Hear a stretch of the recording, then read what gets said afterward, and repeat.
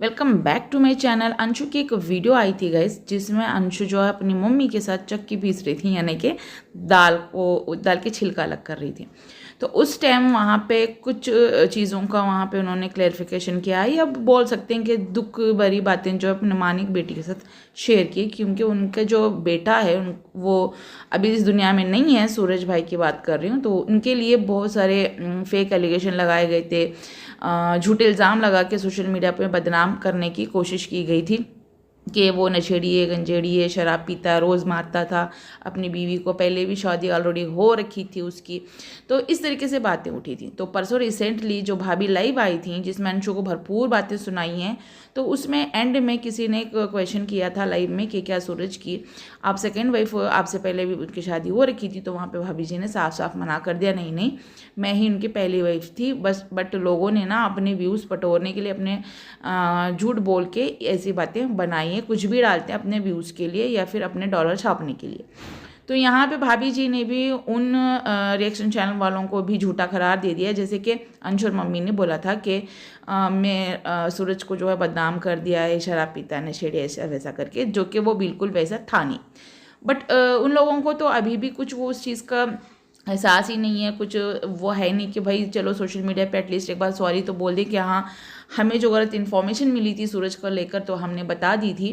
But बात ऐसी नहीं। तो मैं यहाँ पे भाभी जी से, माँ से, बाप से या बहन से इस चीज़ के लिए सॉरी बोलता हूँ, ख़ास करके मतलब कि सूरज से बोलता हूँ या बोलती हूँ। बहुत सारे, बस एक नहीं है, कई सारे रिएक्शन चैनल वालों ने इस पर बात की, तो एक के ऊपर ही ये बात डालना गलत बात होगी।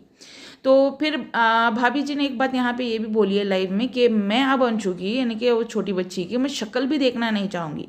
यानी कि शक्ल से भी नफरत हो गई, क्योंकि अंशु वापस शिवपुरी आ गई, अंशु वापस अपने घर आ गई है। इस चीज़ को लेके उसको बुरा लग रहा है, यानी कि साफ साफ जेलसी चेहरे पे दिख आ रही थी भाभी के कि अंशु रिटर्न शिवपुरी अपने माँ बाप के पास आ गई है, तो उनको बुरा लग रहा है और वो वहीं रहेगी।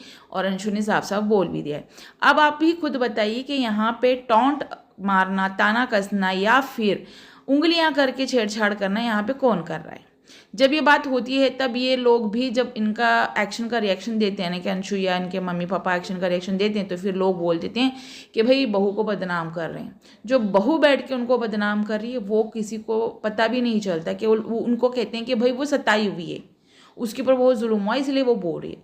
जब जुल्म हुआ था तब उसने नहीं बोला, अब तो उनके साथ रह भी नहीं रही है, वो लोग कुछ कर भी नहीं रहे, तब भी उनके ऊपर उल्टे सीधे केस कर दिए गए हैं। और ये बात तो उसी टाइम क्लियर हो गई थी जब लाइव आई थी अंशु, और अंशु ने बोला था कि पापा परेशान है, पापा है भी नहीं घर में, यानी कि उसके जो बायोलॉजिकल फादर हैं उनकी बात कर रहे हैं। तो यहाँ पे बात भी हुई थी, 4 लोगों का नाम आया था उसमें, या धीरज भाई के पापा, अंशु के पापा और राजवीर के पापा और एक मौसा जी हैं जो उनके साड़ू साहब हैं अंकल के, उनके ऊपर जो एक फेक एलिगेशन लगाओ कि हमें मारने आ रहे हैं, हमारे जान को खतरा है, हमें इन लोगों से डर है, हमारे घर के पास घूमते फिरते हैं गाड़ी लेके, मतलब नज़र रखने के लिए, और कभी भी प्रॉपर्टी को लेकर हमें मार सकते हैं, इस तरीके से। और डोमेस्टिक वायलेंस का भी थोड़ा शायद वहाँ पे लगाया होगा, झूठी अफवाहें। तो उन चारों ने भी शायद अपना अपना काम कर दिया, क्योंकि एक चीज़ तो पता चल चुकी थी कि उन्होंने अपनी वीडियो में बोल दिया था कि धीरज के जो पापा हैं उन्होंने भी जो है रिपोर्ट दर्ज करवाई है, उन्होंने भी अपने लॉयर से बात करके उन्होंने भी एक नोटिस तैयार की हुई जिसमें सारा कच्चा चिट्ठा लिखा हुआ है। तो उसमें उन्होंने सिर्फ थोड़ा बोला, अच्छा ऐसे से लिखाया गया है ना, मतलब इतना ही बोली वो वीडियो में, बोल पाई, ज़्यादा नहीं बोल पाई, ठीक है। और रही बात अपने ससुर के ऊपर भी जो लगाया था, ससुर को भी मथुरा पुलिस स्टेशन से कॉल गई थी, तो शायद उन्होंने वहाँ पे उनको अच्छे से जवाब दे दिया होगा कि प्रूफ दो वो दो। उसके बाद में भी उन्होंने जो है अपना भी एक नोटिस तैयार कर लिया, मतलब स्टेटमेंट तैयार करके फिर उन्होंने भी जो है काउंटर केस किया है मध्य प्रदेश, यानी कि महाराष्ट्र, सॉरी मध्य प्रदेश, MP में जो है उन्होंने अभी अपना काउंटर केस कर दिया है कि भाई जो भी वहाँ पे लिखा हुआ है ना कि नाम, अंकल का नाम और वर्सेस जो है वहाँ का स्टेट का नाम दिया गया था, तो ये इसलिए काउंटर करना पड़ता है क्योंकि किसी के ऊपर अगर फॉल्स एलिगेशन या फॉल्स केस दर्ज किया जाता है तो वहाँ पे निष्पक्ष जांच के लिए अपील होती है हाई कोर्ट से कि इस चीज़ में जांच हो अच्छी तरीके से, वो भी किसी का एक पक्ष लेके जांच नहीं होना चाहिए, या फिर जांच अधिकारी को चेंज करने की एक अपील हो सकती है। और वो हर हिंदुस्तानी का वो हक है कि किसी के ऊपर कोई झूठा इल्ज़ाम लगा रहा है। जैसे कि मान लो फॉर एग्जांपल, अगर मैंने किसी को बोल दिया कि किसी ने मेरे पैसे चुरा लिए, मोबाइल चुरा लिया, कुछ भी हो, और उसने वो चीज़ नहीं की और मैं दावे के साथ उसको चोर साबित कर रही हूँ, उस पर कोई एफआईआर करवा दी हूँ, तो वो अपना काउंटर एफआईआर वापस कर सकता है कि ये झूठ है, आप लोग जांच करो और सच्चाई को सामने लाओ और जिसने जो भी झूठा है उसका झूठ का पर्दाफाश करो और न्याय मिलना चाहिए। अगर मैं गलत हूँ तो मुझे साबित करो, अगर वो गलत है तो उसको साबित करो। ये वहाँ पे होता है। और अगर उनको कोई जान का खतरा है तो फिर वहाँ पे स्टेट गवर्नमेंट से ये मतलब जिम्मेदारी होती है कि वो उनकी सुरक्षा करे, तो सुरक्षा के लिए भी वो एफआईआर वहाँ पे होता है। जो भी एफआईआर की बातें हो रही ससुर ने किया है वो अपने हित में उन्होंने किया है काउंटर, ठीक है, यानी कि राजवीर के केस के लिए, या फिर भाभी जी ने भी अभी तक अपने पति के केस के लिए कोई कंप्लेंट फाइल नहीं की है। अभी तक सिर्फ हवा में ही बातें हो रही कि राजवीर को इंसाफ मिलेगा, जो कि 2 साल से नहीं मिल रहा है। बट ये तो ज़रूर हो रहा है कि राजवीर का मौत का मजाक 2 साल से बनाया जा रहा है। और यहाँ पे उल्का पिंड मैडम जो हैं वो हर दिन राजवीर के इंसाफ के लिए आती हैं। कभी कभी वो ऐसी बातें कर जाती हैं, ये बोलती हैं कि मैं किसी के पक्ष में नहीं हूँ, ना कि मैं बीवी के पक्ष में हूँ, ना माँ बाप के, ना बहन के पक्ष में हूँ, मैं सिर्फ राजवीर को इंसाफ दिलाना चाहती हूँ। तो राजवीर को जब वो इंसाफ दिलवाना चाह रही हैं तो बार बार ये क्यों बोल के दिखा रही हैं कि अंशु को कि तुमने 2 बच्चियों की जगह तो ले ली, बेटे की तो जगह ले ली, 2 पोतियों की भी जगह ले ली।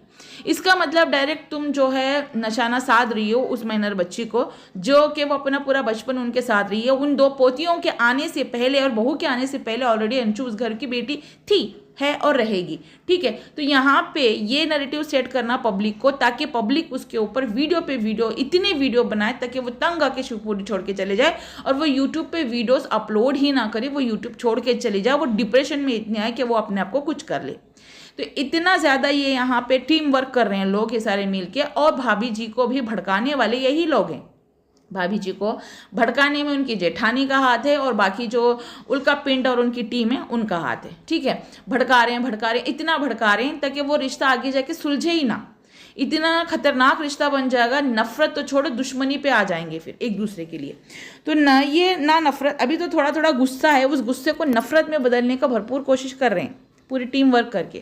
जो भाभी जी कह रही है ना इनको टीम वर्क, वो तो अपनी सफाई पेश कर रहे हैं। जो उन पे फॉल्स एलिगेशन और फॉल्स एफआईआर वगैरह हो रही है तो उसके लिए उन्होंने काउंटर किया, जो कि उनका राइट बनता है। सबको अपना फंडामेंटल राइट है तो उनको भी फंडामेंटल राइट बनता है कि वो अपना काउंटर करे।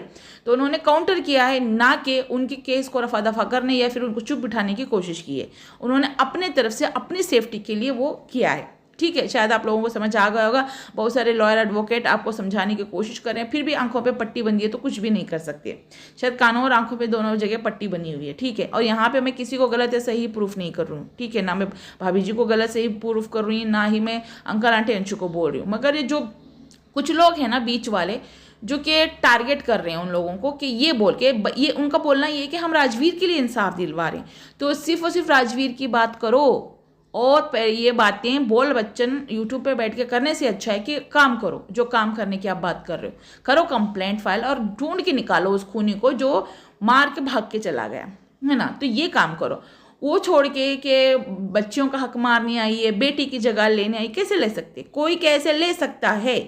आप बताओ कि आप जाके उनके घर में रहोगे तो आप उनकी बेटी की जगह ले पाओगे, या बहू की जगह ले पाओगे, या फिर पोतियों की जगह ले पाओगे?